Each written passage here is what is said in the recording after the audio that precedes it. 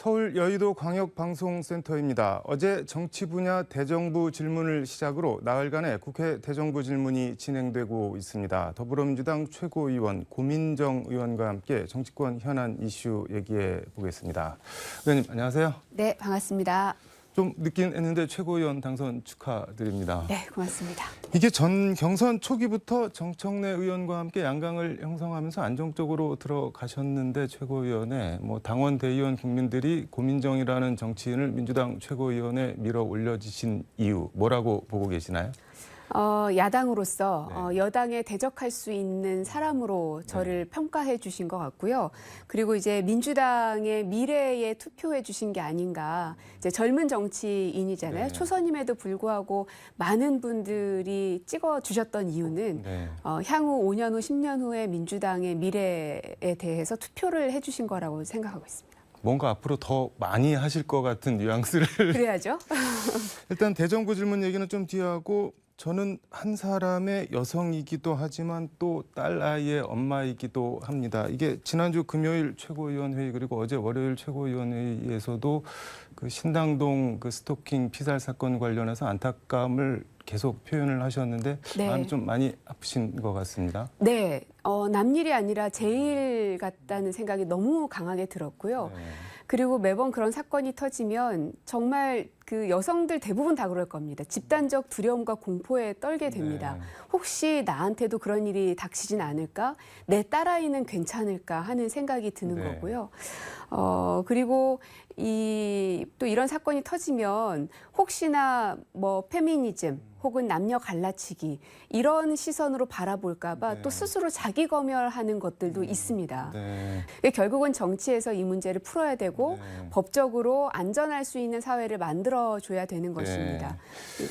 정치에서 풀어야 한다고 말씀을 하셨는데 이게 스토킹이나 이른바 디지털 성범죄 그리고 이것하고 맞물려 있는 여성 사회적 약자 상대로 한 보복 범죄 이게 처벌 법규가 없는 것도 아니고 꽤 센데 처벌 수위도 이게 계속되는 거는 뭐 때문인가? 이거 어떻게 풀 수가 있을까요? 그러면?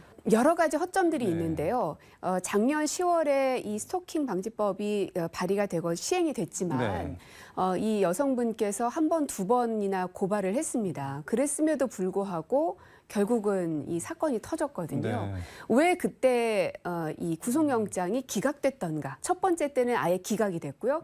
두 번째 때는 구속영장 자체를 청구하지 않았습니다. 구형이 되고 나서 스토킹과 같은 이런 범죄에 대해서는 즉각적으로 이 몸을 좀 구속하는 것들이 있어야 되는 것 아닌가. 그래서 이런 허점들을 계속해서 우리가 막아야 될 필요성이 있고요. 이게 형사소송법 보면은 이제 통상 구속영장 발부할 때 증거인멸이랑 도주 우려를 보는데 거기에 더해서 피의자에 의한 위해 가능성도 보는데 스토킹 범죄 같은 경우는 위해 가능성을 좀 적극적으로 봐야 될 것 같습니다. 맞습니다. 대정부 질문 얘기 해보겠습니다. 어제 첫날부터 여야가 세게 붙었는데 일단 영빈관 신축 철회 논란 얘기부터 하겠습니다. 이거는 왜 이런 일이 벌어지는 건가요? 참 답답합니다. 이게 1, 2억 드는 일도 아니고요. 무려 878억이었죠. 굉장히 많은 예산이 들어가는 건데도 불구하고 대통령 비서실, 국무총리도 몰랐다고 답변을 한 걸로 신문 보고 알았다고 이렇게 하시던데. 있을 수 없는 일인 겁니다. 그러니까 이제 국민들이 자꾸 불안한 이유가 이 대통령과 대통령의 참모들과 정부가 제대로 시스템에 의해서 굴러가고 있는가에 대한 문제 지적을 계속해서 해왔던 겁니다. 근데 이것을 이제 윤석열 정부가 단순히 야당의 이 공격성 비판이다라고만 생각하시기 때문에 문제가 안 풀리는 겁니다. 그래서 이 영빈관 문제도 사실은 좀 새롭게 고치기도 하고 좀 늘려야 된다는 필요성도 저도 느낍니다. 충분히 논의했더라면 오히려 더 긍정적으로 풀 수 있었을 텐데 뭐가 그렇게 다급하고 숨기고 싶었는지 그냥 처리하려다가 덜커덕 걸려버린 거죠. 이게 다급하다고 말씀을 하셨는데 제가 개인적으로는 제일 이해가 안 되는 게 영빈관은 대통령이 쓰는 거잖아요. 그리고 대통령이 당선인 시절에 청와대 영빈관 계속 쓰겠다고 했는데 어떻게 보면 새로 짓겠다는 거는 대통령의 공언을 뒤집는 건데 사용도 대통령이 하고 그거를 대통령한테 보고도 안 하고 예산을 덜커덕 올렸다? 이게 뭐 잘 이해가 안 되니까 자꾸 뭐 김건희 여사가 튀어나오고 그러는 것 같은데 어떻게 보시나요? 맞습니다. 정확하신데요. 이 영빈관을 애초에는 그냥 쓰겠다고 했죠. 경호처에서 대응한 것이 개방된 청와대 영빈관을 사용하려면 경호 부담과 비용이 크다. 네. 그렇기 때문에 신축을 고민하지 않을 수 없었다라는 이제 답변이 있던데 네. 이거는 저는 직무유기한 거라고 생각합니다. 문제점을 알았다면 네. 애초부터 이 영빈관을 분리해서 개방했어야죠. 그러니까 청와대와 뭐 이제 집무실과 관저와 이런 것들은 개방하더라도 영빈관은 이렇게 분리해낼 수 있는 위치에 있습니다. 네. 처음부터 그러면은 그걸 활용할 생각이 없었던 거 아닌가요? 활용할 생각이 없었던지 네. 알면서도 대통령한테 제대로 보고하지도 않고 그냥 흘러가게 뒀던지 어쨌든 경호처도 이 문제에서 책임이 저는 되게 크다고 생각합니다. 해명이 오히려 자승자박이 된 것 같은데 김건희 특검법에 대해서 한덕수 총리는 뭐 여론조사만 보고 하지 않으리라 생각한다 이렇게 답변을 했습니다. 뭐 민주당에서 안 할 것이다 뭐 이런 뉘앙스인 것 같은데 이건 어떻게 보셨나요? 너무 희망사항을 얘기하신 것 같고요. 네. 특히나 김건희 특검법은 네. 참다 도저히 안 되겠으니 그거라도 하자라는 목소리가 네. 터져 나온 겁니다. 만약에 이 김건희 특검법에 대해서 대다수의 국민들이 네. 용납되지 않았더라면 그렇게 찬성이 많이 나올 수가 없습니다. 네. 그런데 상당수의 국민들이 찬성에 오히려 손을 들고 있거든요. 그 얘기는 검찰에서 경찰에서 충분히 수사를 하는 게 모양새가 보여졌더라면 네. 야당이 특검법을 발의한 것에 대해서 발목 잡기라면서 오히려 저희 야당을 꾸짖었을 겁니다. 네. 그러나 보시겠지만 주가 조작이든 허위 학력 문제든 어느 것 하나 제대로 수사가 되지 않고 있는 게 국민들 눈앞에도 보이기 때문에 네. 근데 검찰과 경찰이 제대로 안 한다. 그러면 입법부로서는 그거를 방기할 수는 없는 것이죠. 한덕수 총리는 뭐 이렇게 얘기하던데 뭐 우리 검찰이 어련히 알아서 잘 하겠냐? 우리 검찰이 그 정도 공정성은 가지고 있다. 뭐 이렇게 답변을 하시던데요. 김건희 여사님께서 검찰 조사에 응하지 않는 것인지 검찰이 요구하지 않는 것인지는 알 수 없으나 네. 검찰이 요구하지 않는다면 중립성과 독립성이 스스로가 무너뜨리고 있는 것이고요. 네. 만약에 요구했는데 응하지 않는 것이라면 김건희 여사와 윤석열 대통령 스스로가 검찰 자체를 뿌리째 흔들고 있는 겁니다. 네. 어찌 보면 서로가 서로를 이 갉아먹고 있는 상황이거든요. 네. 그러니까 오해랑 딜레마를 풀기 위해서라도 특검법이 필요하다는 건데 지금 조정훈 의원이 법사위원인데 특검법 패스트트랙 반대하고 있는데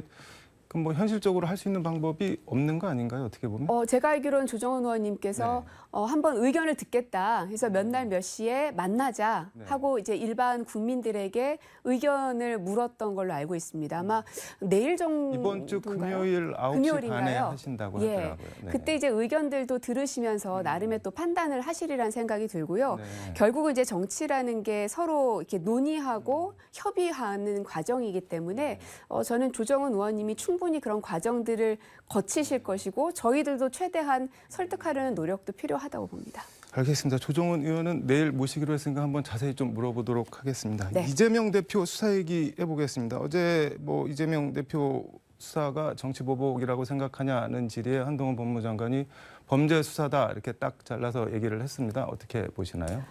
검사 당시의 습성이 그대로 나오는 것이죠. 한동훈 장관의 이거는 범죄 수사라고 생각한다라는 것 자체가 하나의 목표 지점을 만들어 놓고 또다시 몰아가기식 수사를 하고 있는구나 하는 네. 생각이 하나 들고요. 또 하나는 그렇다면 스스로도 김건희 수사도 범죄 수사라고 규정하셔야죠. 하지만 제가 김건희 수사에 대해서 왜 소환하지 않으십니까? 네. 라고 물었을 때 끝까지 대답하지 않았었습니다.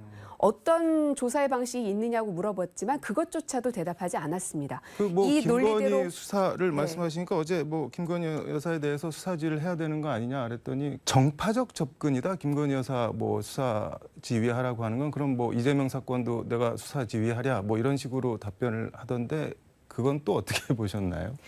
그러니까 한동훈 장관님이 범죄 수사라고 생각한다라는 이 발언 자체는 오히려 수사의 가이드를 제공하는 것이기 때문에 굉장히 부적절한 발언입니다. 그리고 이것의 공평성을 가하기 위해서는 김건희 수사도 범죄 수사라고 규정 지으셔야죠. 그러나 거기에 대해서는 그렇게 답변하지 않으시잖아요. 네. 그러니까 이제 정치인 다 되셨구나 하는 생각이 들 수밖에 없는 것이고요. 정치인 다 되셨다고 말씀을 하셨는데 정치인 한동훈 몸집 키워주는 게 민주당 의원들 아니냐 뭐 이렇게 보는 분들도 있는데 그건 어떻게 보시나요? 거기에 대해서는 이제 민주당도 반성할 부분들은 또 반성해야 될 것이고요. 네. 그래서 무작정 비난만 할 것이 아니라 문제점이 무엇인지를 명확하게 네. 이 지적하는 게 참 중요한 것 같습니다. 네. 그래서 지금 대정부 질의가 계속 진행 중에 있기 때문에 좀 더 지켜봐 주십사 부탁드립니다. 윤석열 대통령 해외 순방 얘기 해보겠습니다. 의원님 페이스북에 그 문재인 정부가 북한에게만 집착했다는 윤석열 대통령 뉴욕타임스 인터뷰 기사를 두고 자기 얼굴에 침 뱉기다 이런 대통령이 어딨냐 이렇게 세게 비판을 하셨습니다. 네, 그러니까 외교에 있어서는요 네. 여야가 없어야지 맞습니다. 왜냐하면 한 팀이 돼서 다른 네. 나라와 함께 전쟁을 펴야 되기 때문에. 네. 그런데 외신에다 두고 그것도 순방을 나가는 그 길에 네. 전직 대통령 그것도 대한민국의 대통령에 대해서 그렇게 폄훼하는 것은 정말 부적절한 것이고 네. 다른 나라에서 과연 대한민국을 어떻게 볼까 집안 싸움 하고 있구나 이렇게 볼 수밖에 없는 거거든요. 네. 그래서 대한민국의 대통령은 윤석열 당신이다라는 걸 본인이 자꾸 잊고 계시는 거 아닌가. 그래서 문재인 대통령에 대한 굉장한 열등감이 있으신가 열등감이요? 하는 생각이 자꾸 떨쳐지지를 않는 겁니다. 모든 걸 다 전 정부와 비교하고 있잖아요. 지금 웨스트민스터 홀 여기 엘리자베스 2세 여왕 관이 안치된 곳인데 여기 조문을 뭐 가려다가 뭐 취소를 했다 뭐 그런 거 갖고 논란이 아주 세게 지금 오늘 대정부 질문에서도 논의가 됐는데 이거는 뭐 조문을 한 건가요? 못 한 건가요? 그래서 기사를 보니까 네. 교통체증 때문에 결국은 못 갔다. 다른 이유가 아니라 네. 일단 두 가지 지적하고 싶은데 하나는 과연 영국과 사전에 협상이 됐는가? 사전 협상이 되지 않았다면 그건 외교 참사입니다. 대통령이 움직이는 거잖아요. 일반 국민이 가는 게 아니라. 그래서 그 부분을 밝혀낼 필요가 있고요. 그래서 저희도 지금 대통령실과 외교부를 통해서 사전에 그게 조율이 됐는지 계속해서 질의를 지금 하고 있는 상황이고요. 아니, 처음에는 조문을 간다고 했으니까는 뭐 얘기가 됐으니까 조문 간다고 일정을 발표한 게 아닐까요? 그래야 맞습니다. 그러면 이제 영국하고 정식으로 이게 협상이 됐었어야 되는 게 맞고요. 그러면 만약에 됐다. 그러면 당시에는 근데 영국은 교통체증이 너무 심해가지고 네. 막혀가지고 시간 안에 도착을 못했다라고 하는 건 이것은 굉장한 이 무능함을 스스로가 증명하는 겁니다. 왜냐? 저희가 유엔 총회를 갔을 때도요. 뉴욕도 똑같이 교통체증 상습 도시입니다. 네. 그래서 그때 문재인 대통령께서는 한 3블록 정도를 걸어가셨거든요. 시간을 도저히 못 맞출 것 같아서. 네. 그러니까 마크롱 대통령도 지금 걸어갔다는 기사가 나오잖아요. 네. 왜 윤석열 대통령은 걸어갈 수 없었던 것일까? 자괴감이 좀 드는 거죠. 이게 뭐 상가집 가서 방명록은 쓰고 육개장은 먹었는데 절은 안 하고 왔다 뭐 그런 조문은 안 했다 뭐 그런 비판도 나오기도 하던데 한덕수 총리 오늘 뭐 외교 문제 여야가 따로 없다 뭐 이렇게 얘기를 하시면서 이거를 문제 그러니까 삼는 거를 되게 불편해 하시던데. 그러니까 외교 정책에 대해서는 그렇게 전 정부에서 했던 모든 것들을 다 지우게 하시면서 본인들이 문제를 일으켜서 지적을 하면 여야가 없다고 또 하십니다. 그러니까 이게 한동훈 장관의 발언하고 똑같은 맥락이거든요. 그러니까 차라리 이럴 때는 쿨하게 본인들의 잘못을 인정하고 사과하고 다음부터는 안 그러겠습니다 하면 됩니다. 근데 그 말이 너무 하고 싶지 않으니까 자꾸 전 정부랑 비교하고 왜 자꾸 우리만 갖고 그래? 이런 얘기를 계속적으로 하고 있는 거거든요. 그래서 이번 문제는 사실은 순방을 가실 때마다 지금 사고가 터집니다. 그래서 제가 가시기 전에 철저하게 준비해서 가야 된다. 철저하게 준비가 안 돼 있다면 안 가는 이만 못하다라는 이야기를 했던 겁니다. 철저하게 준비를 하고 시뮬레이션까지 돌려서 대통령님을 움직이게 만들었어야 되는데 그렇지 못한 거는 경호처장이 됐든 외교부 장관이 됐든 정말 무릎 꿇고라도 국민 앞에 사과의 말씀을 하는 게 맞지요.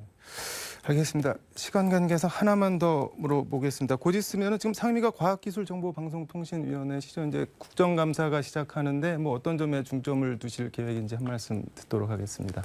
지금 이제 국민의힘에서는 방통위, 방심위, 또 KBS, EBS 이런 곳들에 대한 감사를 굉장히 심하게 지금 하고 있습니다. 감사원에서.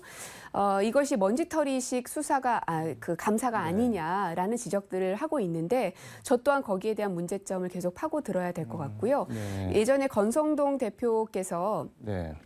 그 방심위가 이 TBS를 네. 봐주기 심의를 했다 하면서 고발까지 하셨습니다. 네.